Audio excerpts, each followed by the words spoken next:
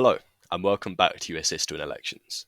Today is the 18th of October 2024, and we are just about 2.5 weeks away from Election Day. Millions of Americans are already going to early voting stations and sending in their mail-in ballots. And what this video is about is looking in a two-part series, looking the pathways for victory for the respective candidates. So these are in somewhat predictions, but more so projections and viable paths for each respective candidate to win. And this video is going to be about Donald Trump to see if he can become president for a second time and become the 47th president of the United States. Now, I've already said that this presidential election is very, very close, and the prediction I have at the moment has a slight tilt on Kamala Harris winning by a few metrics outside of just polling data. But realistically, this election is still a toss-up, and there's going to be a lot going to be happening in the next 2.5 weeks, that's for sure. We're going to have a better idea, hopefully, or we might still be in the dark pretty much. But this video is going to be looking at how Donald Trump can win if things go right for him, and the vital signs outside of just polling data shows a pathway to victory for him winning on November 5th. So, this is the map filled in all the safe states. You could argue pretty much quite a few of these other states are going to be safe for Donald Trump in this scenario. But I just want to fill them in anyway and explain my reasoning as to why I want to categorize them into likely, lean, and then tilt margins.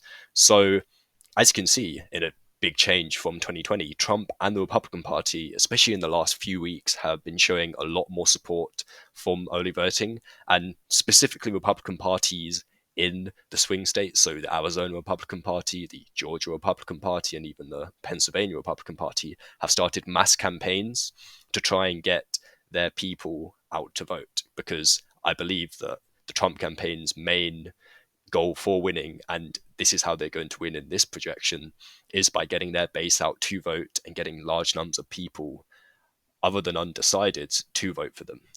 So this is a big change from 2020, when Donald Trump and the Republican Party was extremely critical of early voting, whether that be early in-person voting in actual polling stations or via mail-in ballots. They're still not 100% sure, and there's been muddled messages there, but early voting, we're seeing in places like Georgia, we're seeing record turnout. And of course, people said in 2020 that there was a lot of stuff happening, mainly due to the COVID pandemic, but we're seeing record turnout now in Georgia, 250,000 votes, nearly double 2020 turnout. Now that's big, and because both parties are now fully endorsing it, this is probably why. And there's been a huge rise in Republican voting there. So I just want to give you a background to this, and this is why there's been a general vibe shift in the last week or so. So we're going to get into some of the likely states now. I'm going to go back to a bit more evidence of why this does suggest that Donald Trump does have a very viable path to victory to 270 and above electoral votes. So I'm going to be putting in this scenario, the likely Republican states. This would be any state that goes to the Republicans by 5 to 15 points. So Alaska, Texas, Florida, Maine's second congressional district, Ohio, and in this scenario, Georgia as well. Now, Alaska, Ohio, Maine second are pretty much going to be nailed on for him no matter what the scenario is. Would be very shocking to see any of those go into the Democratic column. Texas, there's been talk of it being competitively bluer in the last decade or so. Of course, that's really not going to be happening at the presidential level this cycle, and Florida has been getting progressively redder in the last 10 years or so. So these are the expected likely states. However, in this scenario, Georgia, which has always been seen as a competitive state, and in my opinion, the closest state in the 2020 election, it was only about 11 or 13,000 votes that decided Georgia in the end. I think that was the closest state by far. And it's really interesting because we've been seeing that this is the state where Donald Trump has consistently been doing better, first against Biden and now against Kamala Harris. I'd be very shocked that if any of the swing states that Kamala Harris doesn't win, it would most likely be Georgia. And in this case scenario, he gets all this massive increase in voter turnout in Georgia for the early voting, translates to a lot more Republican votes being guaranteed before Election Day, and the Republicans managing to hold on to Georgia this time round and putting their margin of victory up to about 5 points. Now I'm going to be moving over to the Democratic likely states in this scenario. There's only two I'd be happy to put in this scenario. and that would be New Mexico and New Hampshire. New Hampshire is quite interesting because Donald Trump came fairly close in 2016, a massive margin. I think Biden won it by about 10 points in 2020, but I think it would still be above the 5 point margin of victory for Kamala Harris.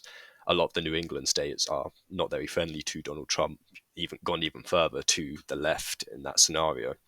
And New Mexico, I'd just about put it in likely, mainly because New Mexico is essentially a safe blue state at this point. But if a scenario where Donald Trump wins, he would be gaining a mass amount of votes within the Latino category. And of course, New Mexico has a very, very high Latino population and the sort of Latinos that would be more inclined to vote for Donald Trump. And we'd see this in down ballot races. New Mexico, maybe at the Senate level, would be a lot closer, and some of the congressional districts might even flip in favor of in favor of the Republican Party. Now, I'm going to be moving over to lean Republican states. Now, I'm going to quickly go over why I believe some of these points are more likely in a Donald Trump winning scenario, and how he actually can put these states into a lean category. This would be Nevada, Arizona, and North Carolina, all the swing states other than Georgia in the Sun Belt. And in Arizona, he currently has a polling lead. In North Carolina, he currently has a polling lead. Nevada, it is very, very close. It is pretty much a dead heat there. We see some polls that have Kamala Harris up by 4, but then you have another set of polls that come out a day or two later saying that Donald Trump is up there by about 4 or 5 himself. So those sort of polls do seem to balance out. It's an extremely competitive place, and it's going to be interesting to see what actually happens on election day. But in this scenario, Donald Trump turns out all his base voters in the Sun Belt. It's the area that the Democrats do seem a lot more like they have been struggling. Joe Biden was really struggling in the Sun Belt. He pretty much gave up in most of these swing states and put his entire strategy on winning the Rust Belt states. However, Kamala Harris has seemed to open up the map a bit more since she's been in the race. But in this scenario, Donald Trump would be winning these states by around 4, maybe 3 points, which is in a swing state a pretty convincing win. And I'm going to be showing you why, because the polling data on RCP average, his average polling lead in all the battleground states is almost 1 point. And do you want to see where this is largest? 1.4, Arizona, and 1, North Carolina, Georgia, 0.9. So you can see where his strengths do lie, and I do think his strengths do definitely lie in winning winning the Sun Belt swing states in particular. And also just moving on to the poly market election. Of course, there's been a lot of talk on X, formerly Twitter, about how this lead has almost ballooned in the last week. And, there's been a lot of reasons for this vibe shift in favor of the Republicans. Harris's lead and chances of winning has dropped minimally, but she was never really exceeding more than 60% chance. And of course, poly market, the way that it works is pretty much individuals put bets on who they think is going to win certain states, and then that translates to a presidential forecast. So, of course, people are putting a hell of a lot of money on there. There's tens of millions being spent on these betting markets, on poly markets specifically.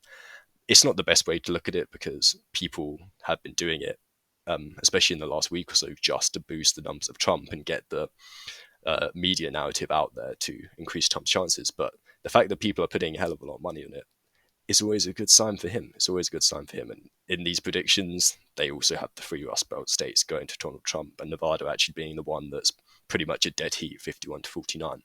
But as I've shown you, there's other reasons why Donald Trump could be doing well there.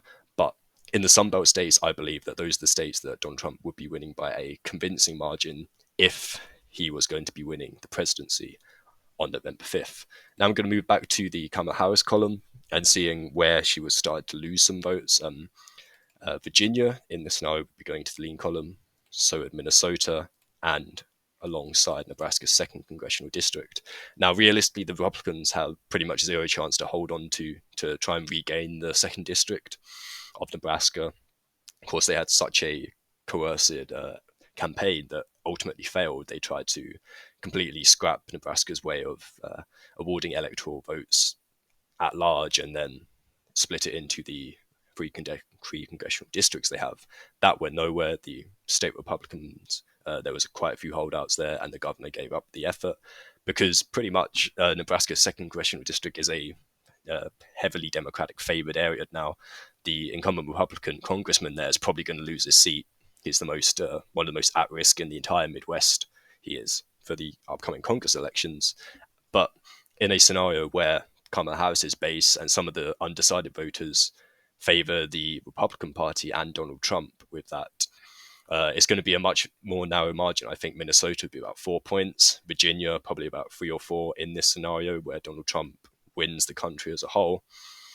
And Nebraska's second would probably go down to about 3 or 4 points again, just because Nebraska's second is the epitome of the Democratic Party in the last 8 years, trending white suburban areas, high college educated voters. This is where the Democrats are going to do well, and I'd be very surprised if they lose Nebraska's second at the congressional level or at the presidential level. Now, this leaves these 3 states, and I want to quickly go back into past and just see how Donald Trump has outperformed polls.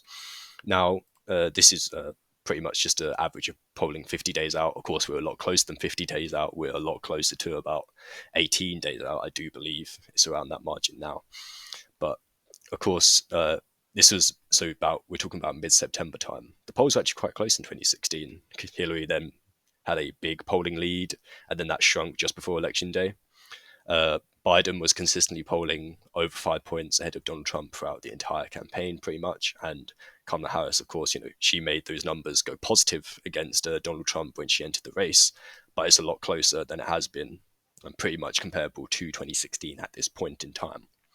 It's also really important to look at the comparisons between the polling results in 2016 and what actually happened in the final results. Of course, Trump is known for outperforming the polls, but the Republicans actually underperformed the polls in 2022. So it's really interesting to see what adjustments the pollsters at large have made and whether we're going to be seeing a lot more accurate results, unlike 2016, unlike 2020, because Clinton led the polls on the day of the election by 1.1 on average in the battleground states.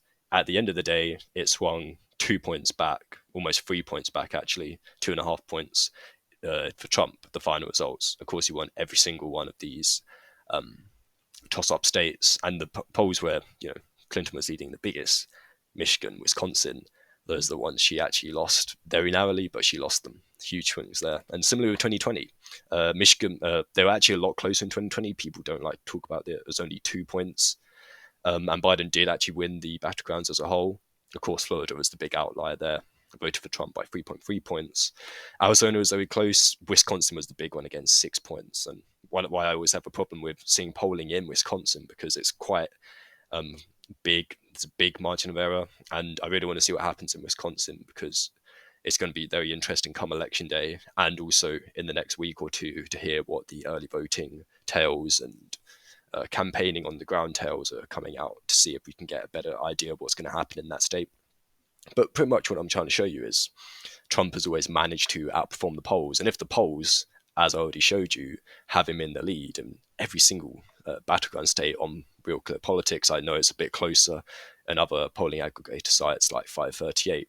But let's just say this is a more generous look at him, even if you take away the generosity of giving more favourable pollings higher standing in the aggregate. You're still looking at pretty much a dead heat, well within the margin of error, well within. So in that case, Donald Trump, Pennsylvania, of course, is the most important state, and no candidate wins this election without winning Pennsylvania, in my opinion. Pennsylvania probably goes to Donald Trump by about 1.5 points, just on the margin of tilt. And the problems that Democrats are starting to worry about in Michigan do come to fruition. They lose that. And Wisconsin, as it has always done in the last 2 presidential elections, underestimates the Republican support, and Donald Trump wins there. And this is a genuine pathway to victory that could happen. And especially over the last week and a half, when we've seen the vibe shift and we've seen some of the underlying concerns that the Democratic Party, especially in the Rust Belt states, has on their ground campaign and getting out enough voters, and worrying if Jill Stein is going to take enough voters away from Kamala Harris to deny her a victory in some of these states. It could happen. It's very realistic. And some of the early voting measures, unbiasedly, they are favoring the Democrats at the moment. But we could just see a huge amount of Republican voters come out on election day in these Rust Belt states. We never know. We do not know at this moment in time. We're going to have a much better idea, I say, in about a week and a half, 2 weeks. So about a week away from election day, that's when I think we're going to have a much better idea of what it's looking like on the ground, what the turnout numbers are, who is turning out, and it's going to be really interesting to see. But this is my prediction as to how Donald Trump can regain the White House and become the 47th president. It's pretty much built through a solid ground in the Sunbelt states and just about edging out over Kamala Harris and the Democratic Party's injections of money into the Rust Belt states. It's going to be close. It's going to be close. And I'm going to be doing a second video into how Kamala Harris can uh, solidify her very, very narrow advantage, and an advantage that is looking like it might be slipping away at the moment, into holding those Rust Belt states and maybe winning one or two other swing states. I'm going to go into that video in about 2 or 3 days' time, and I hope you look out for that if you're interested in seeing another pathway to victory for the other candidate. So I hope you enjoyed. Thank you for watching. Remember to like, comment, and subscribe, and I'll see you all again very soon.